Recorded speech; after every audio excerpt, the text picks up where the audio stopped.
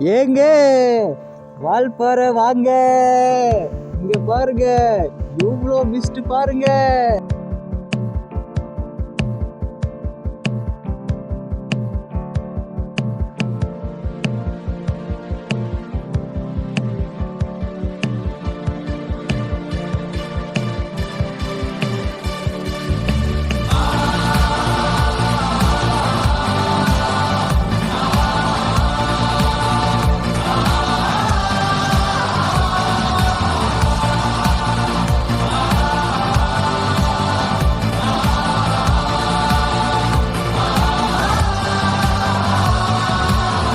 நாம் இந்த தீ